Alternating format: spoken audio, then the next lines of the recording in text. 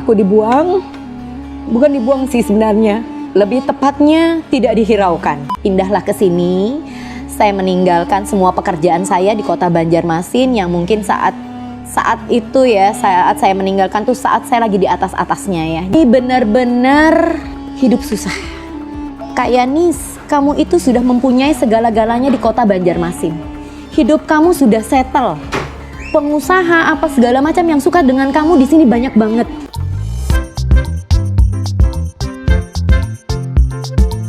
Assalamualaikum warahmatullahi wabarakatuh. Kembali lagi di channel Adama Entertainment, channelnya tentang video Islam dan juga kisah mu'alaf. Sebelum mulai, jangan lupa untuk like dan juga subscribe ya. Tanpa panjang lebar, ayo kita saksikan. Akhirnya aku datang kembali. Aku balik ke Banjar. Dan aku di sana tetap menggunakan jilbab. Aku tetap menggunakan jilbab. Apa kata mama aku? Yanis, mama bisa menerima kamu dengan cara kamu berpakaian. Kamu menggunakan jilbab.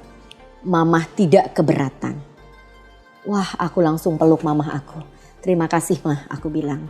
Terima kasih atas pengertiannya. Kemudian kita kembali bagus. Karena itu sempat tidak ada komunikasi sama sekali. Sempat hilang karena masalah jilbab tadi. Akhirnya aku datang, aku tetap menunjukkan bagaimana aku berpakaian. Ya walaupun masih copot, pasang. Itu rambut udah lumayan. Copot, pasang. Terus kata mamah aku, gak apa-apa, dia bilang. Mamah bisa menerima. Walaupun aku tahu dia bergetar, hatinya sedih pasti juga ya. Karena gak bisa dibohongin. Karena beliau seorang pendoa, seorang diakon. Di gereja, penetua diakon gitu ya. Dia dengan adikku. Ya malu sih ya punya anak mungkin seperti aku. Tapi aku bilang sama mamaku, mama jangan malu. Kita kalau meninggal jalan kita masing-masing. Kita tidak membawa embel-embel apapun. Jadi aku bilang kita hidup ini memang harus baik. Baik dengan siapapun. Karena kebaikan itulah yang akan dihitung oleh Allah nanti saat kita meninggal. Jadi saya izinkan dengan cara saya, aku bilang sama mamaku, mamah dengan keadaan yang mamah percaya. Akhir sudah tidak ada masalah lagi dengan jilbab. Akhirnya mamah aku sudah mulai bisa membuka wawasannya. Mungkin ada keluarga aku juga mungkin yang menasehati, mungkin ya yang ngasih tahu beliau, mungkin berbicara, mungkin juga dia bertanya kemana-mana dengan teman-temannya atau apa ya, kita nggak tahu. Karena tiba-tiba mamahku itu yang dia bisa terima. Sudah, nah sekarang sudah tidak ada halangan dari keluarga. Hidupku udah enak banget. Rezeki alhamdulillah. Dan pesanku juga biasa sama suami, Pak, bekerjalah dengan baik. Bawalah rezeki yang halal buat kamu kasih ke anak istri kamu. Tidak perlu melakukan hal yang tidak-tidak. Karena aku sebagai istri kamu tidak ada menuntut apa-apa. Kita sudah bisa makan sehari-hari itu udah syukur. Kalau dikasih Tuhan bonus itu alhamdulillah. Ya memang hidup kami bahagia. Bahagia banget ya. Walaupun semua masih secukupnya. Masih belum berlebihan. Cuman alhamdulillah luar biasa. Kemudian aku kembali disibukkan dengan pekerjaan. Setelah itu kita masuk ke pandemi 2019. Jadi aku masih sempat akhir tahun aku balik ke Banjarmasin. Karena aku tadinya mau ada event di sana, event besar. Jadi aku balik ke Banjar. Ternyata event Porseni itu seluruh Indonesia itu diundur. Karena corona lagi merajalela, Maret waktu itu. Jadi saat aku balik ke kota Pontianak ya, di Banjarmasin tuh lagi corona tuh lagi yang gimana-gimananya. Akhirnya aku sampai di sini, suamiku dengan takut juga, takutnya kita kenapa-kenapa kan, karena dengar corona yang gimana-gimana kan. Mandilah, jangan langsung masuk ke rumah, bla bla bla macam-macam. Iya aku bilang sudah. Akhirnya di situ kita semua di rumah kan. Tidak ada pekerjaan-pekerjaan yang bisa kita kerjakan. Karena Semua harus dikerjakan di rumah dan tidak ada kegiatan di luar.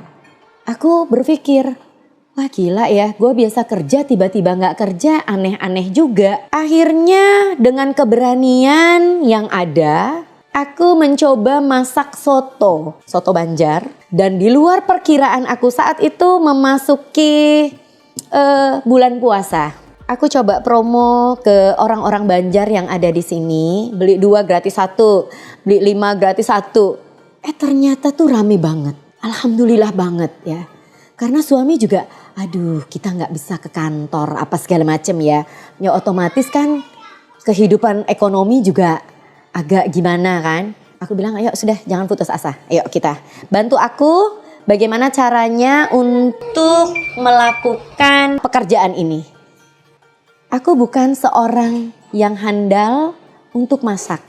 Karena keluarga aku di Banjarmasin tuh tahu banget aku bukan tukang masak. Aku gak bisa masak, gak bisa kerja ya. Karena biasa tuh selalu pembantu. Akhirnya aku masak.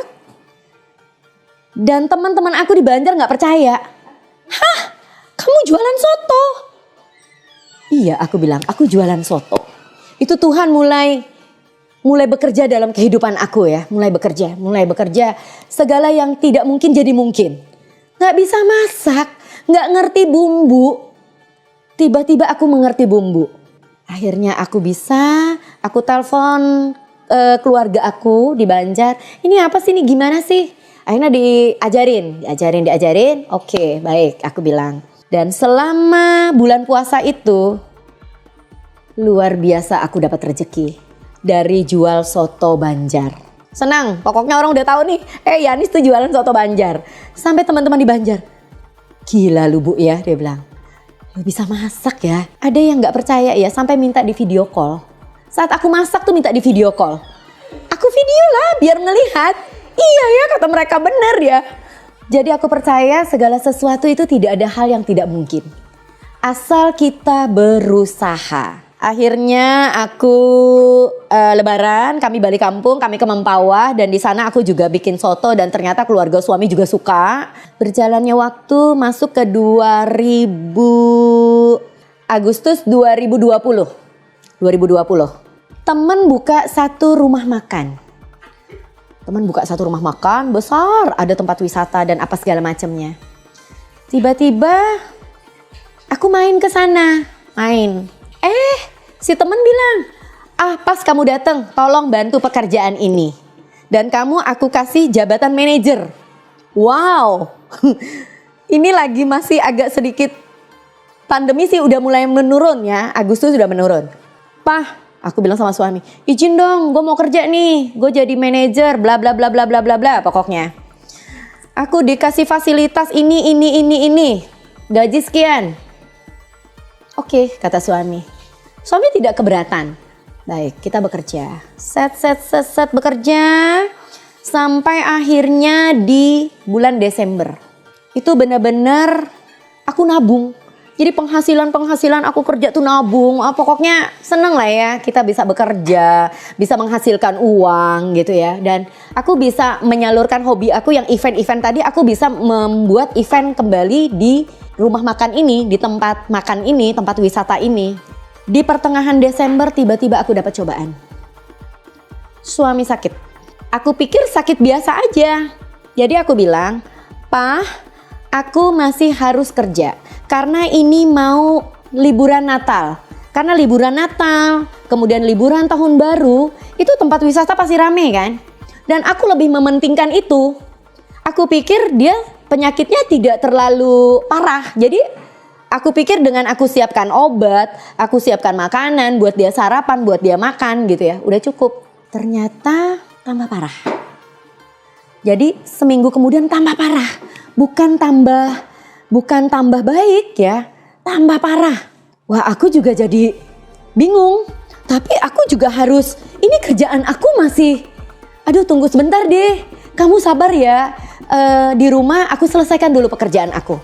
Akhirnya tugas aku selesai. Di tanggal 3 Januari aku ngobrol sama bos aku. Pak, saya izin dulu ya Pak ya, saya mau urus suami. suami saya sakit. Wah itu kebayang kan, sakitnya udah parah. Jadi tuh aku bawa ke dokter, dicek, ternyata banyak sakitnya, komplikasi. Pokoknya banyak lah. Wah aku langsung terdiam.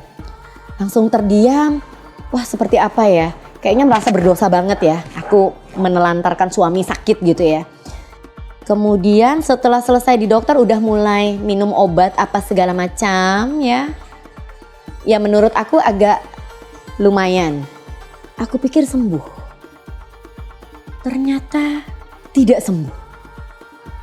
Malah kuning di mata apa segala macam. Wah ini gak bisa nih aku bilang.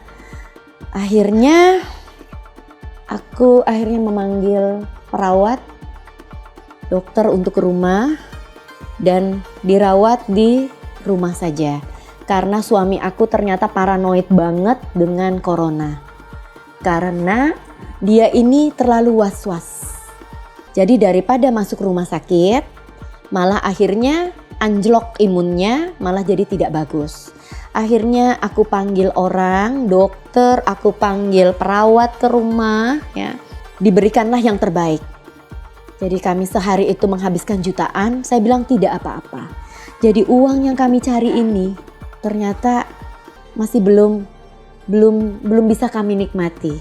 Jadi harus untuk pengobatan, ya. Setelah itu suami mulai diobati, mulai menunjukkan kemajuan.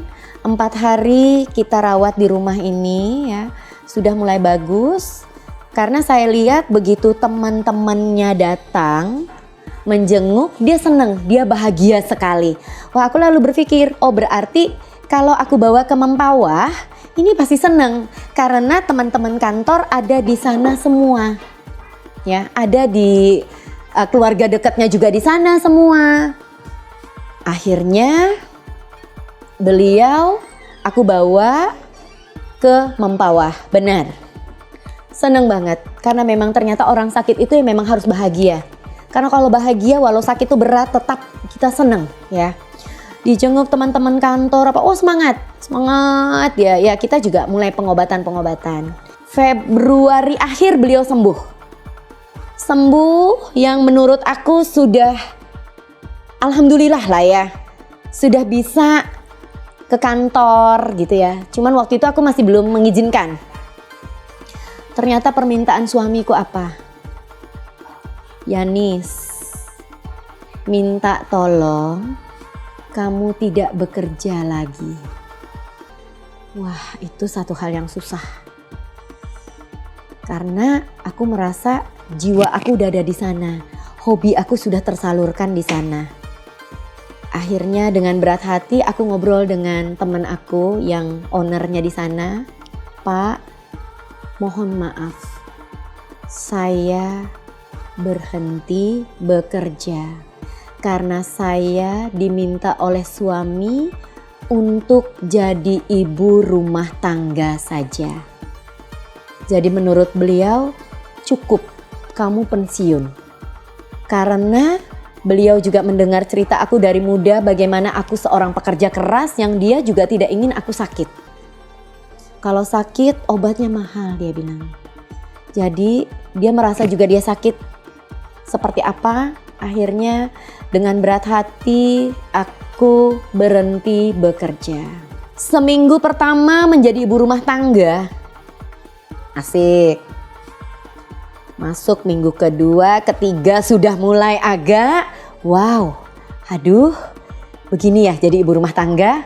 Nyuci pakaian, ya walaupun pakai mesin cuci, nyetrika. Kayaknya tuh kerjaannya nggak habis-habis. Ada. Tapi ya aku nggak ngerti, kok tiba-tiba aku menikmati. Kemudian anak-anakku yang tadinya waktu karena kan online tuh, sekolah online, itu aku sering ditelepon, Bu, PR-nya belum dikerjakan. Waduh. Bu, ini pokoknya banyak ragam lah ya. Kemudian saat aku benar-benar jadi ibu rumah tangga, komplain itu dari sekolah udah nggak ada. Sebelum lanjut, saya ada info ya bahwa di channel saya ada YouTube affiliate. Jadi di sana kalian bisa check out pun berbelanja di channel saya. Di sini saya akan memperkenalkan bahwa di sini kalian bisa berbelanja produk ya. Di sini kalian bisa klik Adama Entertainment di halaman profil, kemudian kunjungi toko, dan di sini kalian akan disuguhi berbagai koleksi unggulan, baik itu mainan, minuman, peralatan konten kreator, dan fashion muslim. Kalian tinggal klik dan berbelanja di sana. Atau kalian juga misalnya ingin berbelanja langsung di videonya, kalian bisa lihat di sini.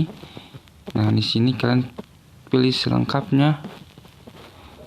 Nah, di sini akan muncul produknya ya. Produknya di sini toko mainan, minuman, peralatan, lihat komentar. Dan juga bisa lihat toko Adama Entertainment. Tapi jika kalian misalnya tidak sempat melihat itu, kalian bisa lihat selengkapnya. Nah, di sini juga kalian bisa lihat yang menjadi konten kreator, minuman, dan juga pakaian dan aksesoris. Jadi kalian tinggal klik saja videonya. Karena apa? Aku mendampingi anak-anak untuk belajar. Nilai mereka jadi lumayan. Sudah tidak ada lagi guru-guru yang nelpon aku, yang manggil aku ke sekolah karena tidak mencatat lah, anak ini tidak mengerjakan PR lah, tidak mengerjakan tugas. Oh, aku mulai belajar lagi. Oh, ternyata jadi ibu rumah tangga ternyata menyenangkan. Anak-anakku pun senang gitu ya. Aku nikmatin semua itu. Kemudian aku mulai berpikir saat di rumah. Karena aku suka dengerin dari YouTube atau dari Facebook ya, yang kajian-kajian. Nggak tahu tiba-tiba tuh ada mulai terpanggil. Yanis, kamu mau meninggalnya seperti apa? Usia sudah tua. Apa yang kamu bawa saat kamu kalau meninggal? Wah, aku udah mulai ketakutan. Waduh, iya ya. Itu aku berbicara sendiri loh. Jadi sambil bekerja di rumah, aku sambil hati tuh sambil berbicara ya, sambil berbicara. Iya ya, aku mau mati jadi apa ya? Aduh, aku nggak mau aku nggak mau masuk neraka. Jadi kayaknya tuh, wah ngeri gitu ya. Aku harus bertobat. Tapi aku nggak tahu kemana. Aku harus berteman dengan siapa ya untuk berangkat ke masjid, atau aku nggak ngerti karena nggak ada teman. Nah, tiba-tiba ada seorang teman datang ke rumah tetangga aku. Jadi ada namanya Ibu Angi, dia datang. Kak Yanis, dia bilang. Apa Ngi? Aku bilang. Kak, ikut yuk begendang. Wow, begendang, rebana. Aduh, seumur-umur tak ada pernah gitu ya. Oke, aku bilang. Aku ikut, walaupun aku gak ngerti. Yang penting aku ikut dulu. Aku bisa melihat. Kakak Yanis, ini kumpulan orang-orang mu'alaf. Oh, ini pengajian mu'alaf Kakak Yanis, dia bilang. Oh gitu. Sampailah aku di tempat main gendang itu. Aku belajar, aku diajarin dong. Wah, aku bener-bener yang kayaknya tuh suka ya. Nggak tahu pokoknya nepuknya gimana, pokoknya nepuknya dulu ya. Sampai dia ajar, Nes, kata yang tukang ajarin, dung tak dia bilang, iyalah pokoknya asal main lah dalam hati ya, asal ngepak aja dulu ya. Sudah. Nah, itu hari Senin. Kemudian hari Jumat kan ada pengajian tuh yang orang-orang mu'alaf. Berangkatlah aku ke pengajian itu. Berangkat, tiba-tiba orang kan ngaji. Ngaji apa itu namanya? Dari Al-Quran kan. Waduh, aku bilang, nah aku yang mana ini ya? Hurufnya jangan lihat alamak. Wah, itu kayak semut tuh, perasaan susah gitu kan. Waduh, aku bilang dalam hati ya. Habis itu kata Pak Ustadznya, Ibu baru ya? Dia bilang, iya Pak. Kalau baru, Ibu belajarnya Iqra. Oh ya baik Pak, Iqra. Nah, belajarin tuh Iqra. Alif, ba gitu-gitu dulu kan. Jadi masih selembar itu. Aku bilang dalam hati, kok gini sih bisa? Dalam hati ya. Ini sih bisa, aku lihat, buka. Akhirnya belajar dari YouTube. Lihat dari YouTube. Karena janjian dengan beberapa guru ngaji yang mau ngajarin aku, itu semua tidak bisa, berhalangan semua. Memang harus aku kembali dengan ustadz yang tadi, yang pertama ngajarin aku. Nah, jadi ya, aku sudah mulai nih ngikut ke pengajian. Terus aku bilang, wah malu kalau tidak bisa sholat. Nah selesai pengajian itu kan kita masuk ke asar ya. Aku bilang sama ibu ketua aku tuh, Bu Sri, saya tidak bisa sholat. Tapi saya mau belajar.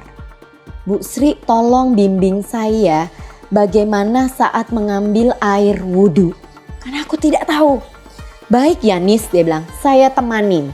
Akhirnya dia ajarin, dia iniin aku juga untuk wudhu apa segala macam. Dia ajarin niatnya juga. Oke baik, sudah. Kemudian mau sholat, Bu tolong tunggu. Saya nggak bisa. Saya nggak tahu sholat seperti apa. Walaupun kita pernah sholat tapi lupa. Karena itu tidak dikerjakan setiap hari. Bu, tolong temanin saya. Nggak apa-apa Nis, yang penting kamu bisa Al-Fatihah. Tiba-tiba saat kita sholat itu ya, ada satu teman, ada nenek-nenek, itu ada sejadah yang petunjuk buat sholat. Terus aku bilang, selesai sholat itu, nenek, saya boleh pinjam sajadahnya. Saya mau cetak sajadah ini, saya bilang, buat saya belajar di rumah. Oh boleh, kata si nenek itu. Saya pinjam, akhirnya saya cetak, selesai, senang. Karena udah gak ada kendala kan. Tapi kendala lagi, ini macam mana ya? Doa ini bacaannya ini apa? Ini gimana bacaannya nih, yang benarnya seperti apa? Karena kan kita gak tahu. Tapi aku dalam hati, ya Tuhan, aku mau belajar. Akhirnya masuklah kita ke bulan puasa. Nah di bulan puasa itulah aku benar-benar yang mendapatkan hidayah yang luar biasa ya. Suami ngajarin, teman-teman di pengajian ngajarin. Kemudian aku semakin suka datang ke pengajian. Suka karena apa? Mau belajar. Dan akhirnya aku dapat guru mengaji. Aku dapat. Belajarlah kita ngaji, belajarlah aku ikro, dari ikro ya. Memang tuh ya lidahnya tuh agak susah, kayaknya rasanya tuh gimana gitu ya. Cuman ya belajar. Dan saat bulan puasa, aku tidak merasakan itu puasa. Seperti aku menjalankan yang, ternyata puasa enak ya dulu ya. Pasti suami aku kalau nonton nanti marah dia nih. Dulu ya puasa. Awal, tengah, akhir. Awal, tengah, akhir. Jadi itu kadang ya karena belum ininya ya, belum. Kemudian waktu dulu tuh kalau ditanya saya, ya Nis puasa? Iya Pak puasa. Padahal aku baru makan. Aku baru minum, haus gitu ya. Tapi memang kalau sudah yang namanya hidayah itu tidak bisa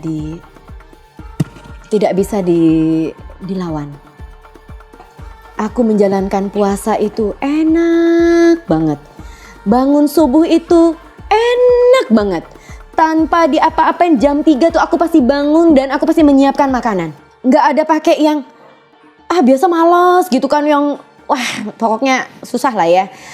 Dan kami di rumah apa adanya aja, kayaknya semua makanan yang kita hidangkan tuh enak.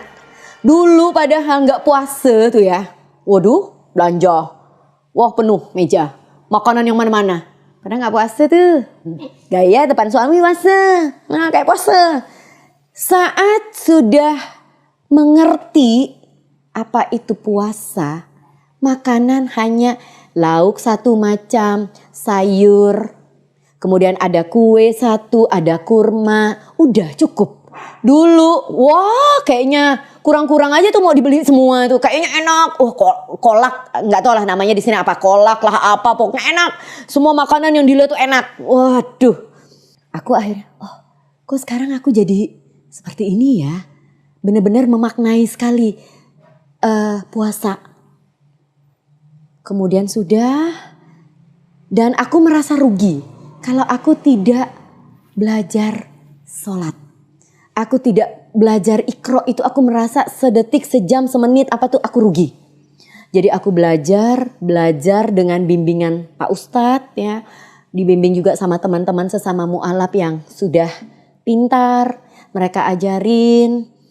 Akhirnya alhamdulillah sekarang sholat udah bisa.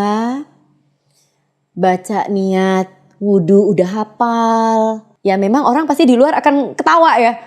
Gampang, itu kan anak TK, itu pelajaran anak TK. Bener, tapi buat saya itu satu perjuangan. Perjuangan yang susah ya. Tapi karena aku merasa dapat hidayah itu luar biasa. Jadi sekarang tuh kalau gak sholat tuh kayaknya rugi banget. Rugi banget. Karena kita hidup hanya sekali seumur hidup. Jangan sia-siakan hidup kita ya. Dan terus berbuat baik. Dan suamiku tuh ya, aku bangun subuh, sholat subuh, sampai dia bilang apa? Mah, ya Allah papa mau nangis lihat mamah nih, dia bilang. Karena memang suamiku juga bukan orang yang menekan. Oh kamu harus sholat, oh kamu harus pakai jilbab. Mungkin dia juga, oh nanti istriku pasti akan mengerti. Karena menurut dia aku orang yang pintar, yang suka baca apa, pasti pengetahuannya bisa lah ya, bisa kebuka lah wawasannya. Jadi tuh beliau akhirnya yang, alah bahagianya dia bilang, lihat mama sekarang tuh dia bilang, yang pintar ikro dia bilang, bukan pintar sih sebenarnya, belajar ya belajar, udah mulailah, sekarang baru ikro 4. Tapi itu aku bangga banget ya Tuhan, aku bangga sekali aku bisa sampai ada di ikro 4. Karena kalau menilik ke belakang itu susah sekali, yang aku bilang tadi hurufnya kayak semut-semut kan. Tapi ternyata begitu diajari, suka. Jadi tuh ya, selesai bekerja apa segala macam. Aku bukalah ikro itu, aku belajar. Aku coba menghafal doa apa segala macam, aku belajar. Kemudian ya teman-teman, aku suka ngumpulin juga teman-teman di rumah ini untuk belajar ngaji, belajar ikro. Jadi ya sekarang seneng banget. Kemudian hidupku dengan keluargaku juga bahagia. Semua sudah bisa menerima aku. Kemudian mungkin juga mertuaku mungkin juga bahagia karena beliau juga mu'alaf ya. Mertua juga mu'alaf ya di Mempawah sana. Mungkin beliau juga takjub waktu saat bulan puasa. Karena dulu tuh beliau sholat nih. Si menantu duduk. Jadi tuh sekarang aku sholat, dia sampai yang mungkin dia takjub juga. Wow, menantu aku udah mulai sholat, udah puasa, udah yang ya semoga aku bisa membahagiakan semua orang. Kemudian semoga kehidupan juga semakin membaik. Alhamdulillah. Terus nanti kalian pada datang sini ya. Pertengahan Juli, insya Allah kalau nggak pertengahan akhir Juli, aku akan grand opening rumah makan. Jadi di rumah ini nanti jadi rumah makan khas Banjar. Kalian datang aja nanti ke sini ya. Nah itulah ternyata banyak hal yang kita nggak tahu rahasia Tuhan. Yang kamu jangan bekerja, kamu sudah aja cukup aja udah bekerja. Ternyata inilah Tuhan membukakan jalan. Untuk aku ternyata aku jadi bisa sholat, aku bisa berkumpul dengan sesama mu'alaf, aku bisa belajar agama dan aku bahagia banget. Itu yang bisa aku ceritakan buat kalian ya. Ya pokoknya yang penting itu selalu berdoa, sholat jangan ditinggalkan. Semoga bisa jadi contoh yang baik buat keluarga-keluarga aku, buat adik-adik aku, buat anak-anak aku ya.